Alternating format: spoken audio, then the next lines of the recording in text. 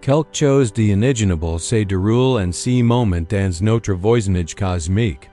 Les télescopes terrestres observant un visiteur venu d'ailleurs, un corps qui semble défier toutes les lois que nous pensions immuables. On l'appelle toi et atlas, et son comportement réécrit silencieusement les fondations de la physique moderne. Ce n'est plus une rumeur et une illusion d'optique. Des signaux parfaits, cohérents et directionnels se dirigent droit vers notre planète, comme s'ils répondaient à une logique que personne n'est pas encore déchiffré. Chaque onde porte une intention, chaque vibration une énigme que les scientifiques tentent de comprendre avant qu'il n'y soit trop tard. Ce que vous allez découvrir ici pourrait bouleverser tout ce que vous croyez savoir sur l'univers. Suivez chaque mot, chaque silence, car rien n'est fortuit. Et surtout, abonnez-vous dès maintenant à cette chaîne pour ne rien manquer de ci. Mystère qui pourrait définir notre place parmi les étoiles. Tout commence par une lueur presque imperceptible, une fluctuation infime sur les instruments orbitaux. Les astronomes pensaient d'abord à une simple erreur de calibration, une distorsion passagère provoquée par le vent solaire. Mais lorsque les données furent vérifiées par plusieurs observatoires, la réalité s'imposa. Un objet venu de l'extérieur du système solaire traversait notre espace à une vitesse parfaitement calculée. Il ne s'agissait pas d'un fragment de glace ni d'une roche errante, c'était autre chose. L'étrangeté se révèle pleinement lorsqu'un faisceau d'ondes électromagnétiques s'est mis à pulser depuis la position du corps céleste. Ces ondes n'étaient ni aléatoires ni brillantes. Elles formaient des séquences stables, identiques d'une mesure à l'autre, comme si une intelligence invisible dictate chaque impulsion. Toi et Atlas, ainsi qu'on le nomme, semblait émettre selon une logique intentionnelle, comme une machine qui exécute un programme dont personne ne comprend le langage. Les chercheurs du réseau international d'astrophysique de Paris et Canberra comparent les fréquences observées. Chacun d'elles s'accorde sur un point précis. Le signal se collate sur la ligne de l'hydrogène. La fréquence universelle utilisée depuis toujours par ceux qui rêvent d'un message venu d'ailleurs. Aucun phénomène naturel ne mentionne une telle période de temps. Il fallait admettre l'impensable. Ce que nous percevions n'était pas le fruit du hasard. Les instruments terrestres enregistrent ensuite des perturbations étranges dans le champ magnétique local. De fines ondulations se propagent autour de l'objet, comme des rides sur une mer invisible. Ces vagues d'énergie voyageant à travers le vide se répercutent sur plusieurs millions de kilomètres sans jamais perdre leur cohérence. Ce n'était pas une explosion, ni une émission stellaire. C'était un comportement délibéré. Quelque chose là-bas semblait régir à notre présence. À mesure que les données affluaient, le sentiment d'urgence grandissait. Les observatoires multipliant les simulations, cherchant une explication compatible avec les lois connues. Pourtant, chaque hypothèse s'effondrait sous le poids de l'évidence. La gravité, le rayonnement, la mécanique orbitale, rien ne pouvait justifier la régularité du phénomène. Toi et Atlas contredisait la physique tout entière, comme si une main étrangère avait réécrit les règles du cosmos sous nos yeux. Dans les laboratoires, les visages se figeaient devant les écrans. On sentait l'électricité de l'incompréhension, si vertige propre aux grandes découvertes. Une chercheuse murmura que l'objet agissait comme si s'éveillait. Cette phrase, simple et troublante, résumait le sentiment collectif. Ce n'était plus un astre inerte, mais une présence. Une était en train de réaliser quelque chose d'invisible, Peter de calculer, Peter de coudre. Pendant ce temps, dans les couloirs des agences spatiales, la tension monte. Des réunions d'urgence s'organisant, des transmissions étant interrompues. On craignait une interférence directe avec les communications terrestres.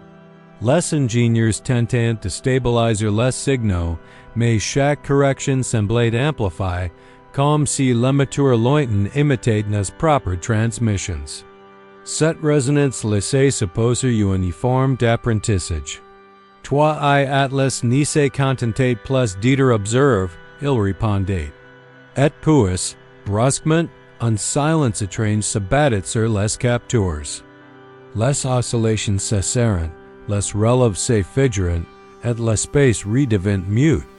Pourtant, au sein de ce calme spectral, un sentiment persista. Rien n'était terminé. Les scientifiques le savaient, si n'était qu'une pause. Le visiteur n'avait pas disparu. Il attendait.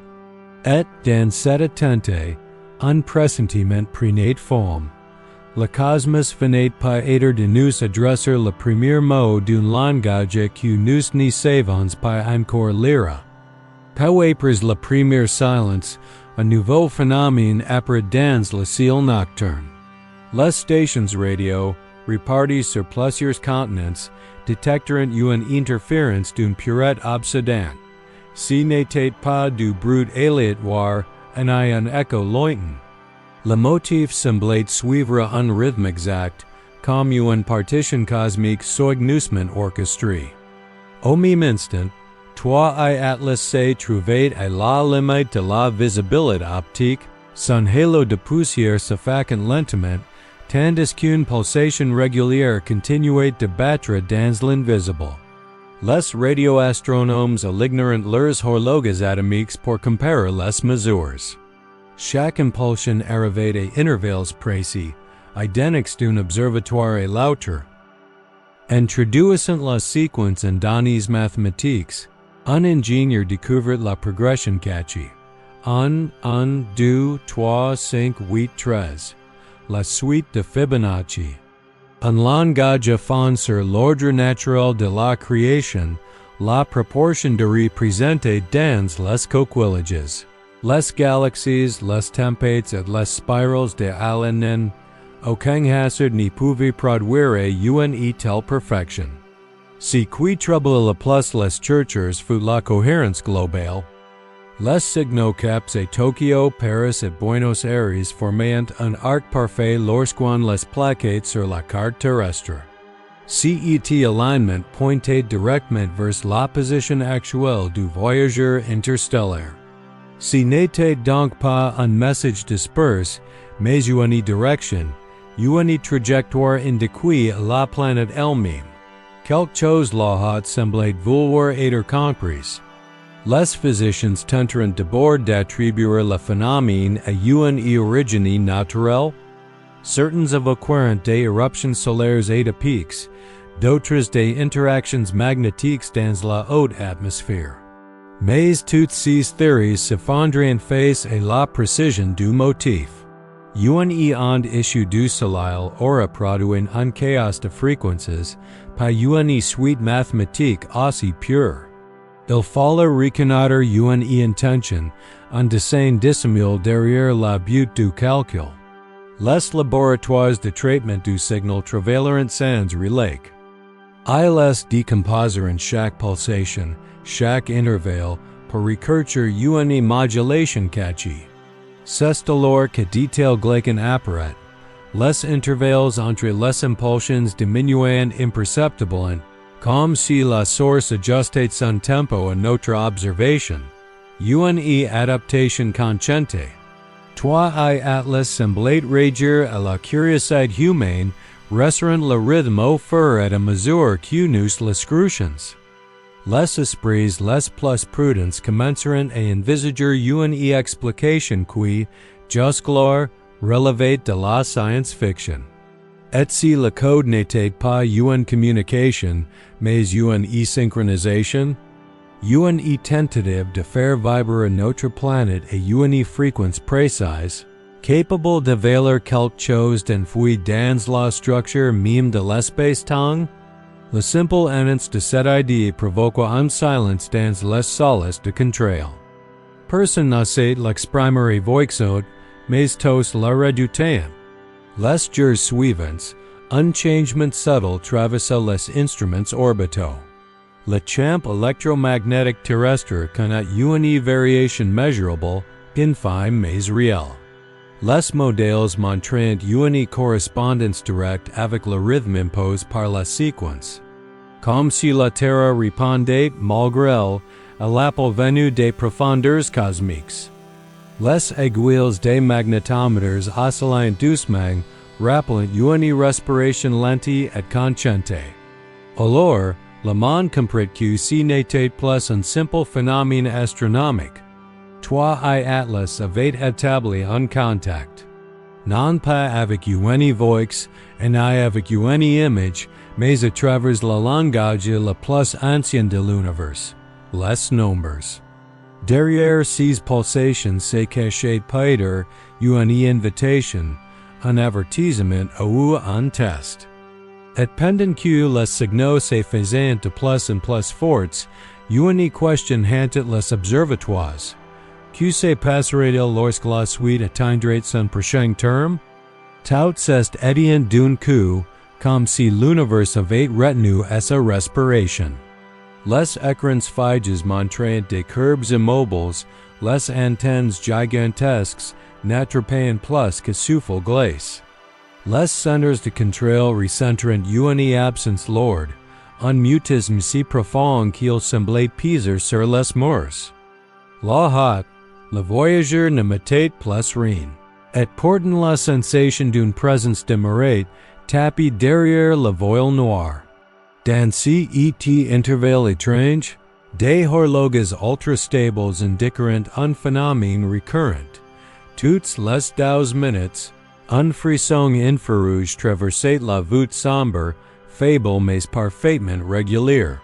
Ce battement minuscule, perçu par plusieurs observatoires, se synchronisait avec une région sensible de notre champ magnétique.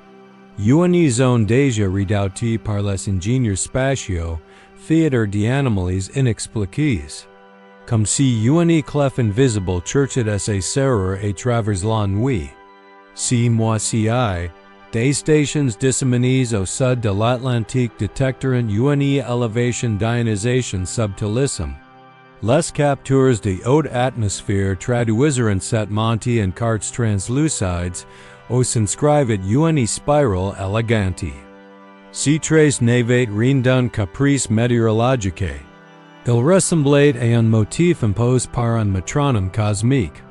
L'empreinte de l'entité se dessinait sans brut, tel un filigrane sur la peau du ciel, puis servant la rupture. Des systèmes essentiels flancheront presque simultanément, chains de navigation, communications aériennes, réseaux énergétiques, tout ploya sous une impulsion unique. Pendant 7 minutes, la planète se retrouva aveugle, coupée de ses repères numériques, condamnée à l'attente. Les voix dans les salles blanches se ralorent, les gestes devinrent mécaniques, les procédures d'urgence tourneront à vide. Ce n'était pas un effondrement chaotique, mais une bascule d'une précision chirurgicale. Un relais lointain résista assez longtemps pour transmettre une épice joint comprimé. Lorsque l'aiguille parvint à la décompressor, un volume apparent, cartographie en 3 dimensions de la magnétosphère, parcourut de nos lumineux. Au centre, un point pulsait au-dessus de la région la plus fragile du bouclier terrestre. La topologie évoquait une chambre de résonance, un espace conçu pour amplifier une fréquence précise jusqu'à atteindre un seuil d'activation. L'impression d'un plan technique plus que simple dessin. Ces jours-ci, des stations terrestres en Afrique australe et au Cane Sud reporteront une onde montante comme une réponse venue du sol lui-même. Les curbs d'ionisation grimpant par paliers, suivant des intervalles qui rappellent une musique mathématique.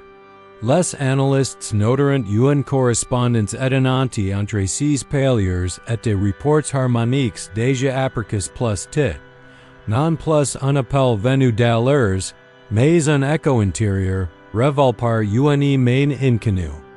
Pendant que ces mécanismes silencieux se mettent en place, le visiteur se faca. Les télescopes pointeront des pixels vides, aucune réflexion, aucun traînée, pas la moindre poussière. Toi et Atlas n'avait pas explose, il n'avait pas dérive. Il avait cessé d'être visible, comme si sa matière avait changé d'état. Restait un murmure ténu, disséminé dans la brute de fond, recurrence obstinée qui revenait encore et encore, telle une signature obstinée. Alors naquit la question que personne ne sait formuler à voix haute. Et si le signal ne venait plus de l'interest, mais de nous? Si la clef avait tourné, si un dispositif assoupi depuis des ages avait enfin trouvé ses notes? Le calme revenu n'était pas un apaisement. Peut-être l'attente fébrile d'une seconde acte. Car quelque part, derrière ces mutismes calculs, on devenait une prochaine impulsion et si qu'elle déclencherait pourrait dépasser tout ce qu'il humanoid à jamais imagine.